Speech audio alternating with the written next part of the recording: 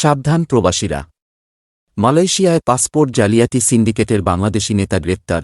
বিস্তারিত জানতে ভিডিওটি শেষ পর্যন্ত দেখুন। মালয়েশিয়ায় জাল পাসপোর্ট বানিয়ে বিক্রি করার একটি চক্র ধরা পড়েছে।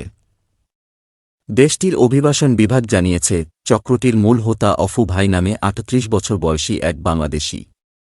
চক্রটি জাল পাসপোর্ট বানিয়ে অনিবন্ধিত অভিবাসীদের কাছে বিক্রি করত। মালয়েশিয়ার সংবাদমাধ্যম দ্য স্টারের প্রতিবেদন থেকে এ তথ্য জানা গেছে। মালয়েশিয়ার অভিবাসন বিভাগের মহাপরিচালক দাতুক রুসলিন জুস জানিয়েছেন, গত শুক্রবার কাজাংয়ে অভিযান চালিয়ে চক্রটি মূল হোতা অফু ভাইসহ দুজনকে গ্রেপ্তার করা হয়। তিনি বলেন, একজন ৩৮ বছর বয়সী সন্দেহভাজন বাংলাদেশি, যিনি অফু ভাই নামে পরিচিত, তাকে মূল হোতা বলে মনে করছি আমরা। আজ সোমবার মালয়েশিয়ার স্বরাষ্ট্র মন্ত্রণালয়ে এক সংবাদ সম্মেলনে রুসলিন জুস বলেন, এছাড়া গ্রেপ্তারকৃত এক ফিলিপিনো নারীকে তার সহকারী বলে মনে করা হচ্ছে। তিনি জানান, অভিযান চালানোর সময় লক্ষ্য করা যায়, বেশ কয়েকজন বিদেশি সেখানে উপস্থিত ছিলেন। পরে তাদের কাগজপত্র যাচাই বাছাই করে জানা যায়, তারা চক্রটির কাছ থেকে জাল পাসপোর্ট কিনেছিলেন। তদন্তে দেখা গেছে, চক্রটি মূলত পুরনো মেয়াদোত্তীর্ণ আসল পাসপোর্টে বিভিন্ন ব্যক্তির তথ্য জালিয়াতি করে নতুন পাতা যুক্ত করত। রুসলিন জুস বলেন, পাসপোর্টগুলো আসলেই, তবে এতে জাল তথ্য যোগ করা হতো।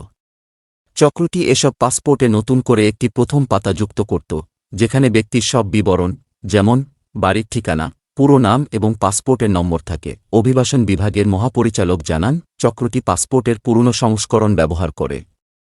এসব পাসপোর্ট পলিকার্বনেট কাগজ ব্যবহার করে তৈরি করা হয় না, যার ফলে এগুলোতে পাতা পরিবর্তন করা সহজ। তিনি জানান, একটি পাসপোর্ট জালিয়াতি করতে ১ থেকে ১,৫০০ রিঙ্গিত খরচ হতো। অভিবাসন বিভাগের কর্মকর্তাদের অনুমান, চক্রটি প্রায় ২ বছর ধরে সক্রিয় ছিল। ২ আসামিকে ১৪ দিনের রিমান্ডে নেওয়া হয়েছে এবং এই চক্রে অন্য কেউ যুক্ত ছিল কিনা তা জানার চেষ্টা চলছে। রুসলিন জুস বলেন, আমার বিশ্বাস করি যে আরও কয়েকজন এই চক্রের সঙ্গে জড়িত।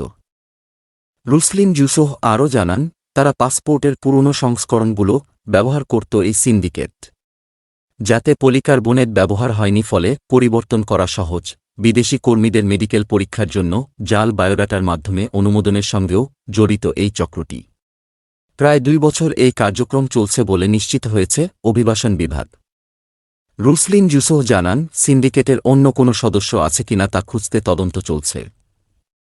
তবে এই কাজে আরও কয়েকজন যুক্ত থাকতে পারে বলে পরিচালক মনে করেন। প্রাথমিক তদন্তে দেখা গেছে, মেয়াদোত্তীর্ণ পাসপোর্ট সংগ্রহ করে ব্যবহারকারীর তথ্য পৃষ্ঠায় জাল তথ্য দিয়ে নতুন পৃষ্ঠা যুক্ত করত এই সিন্ডিকেট।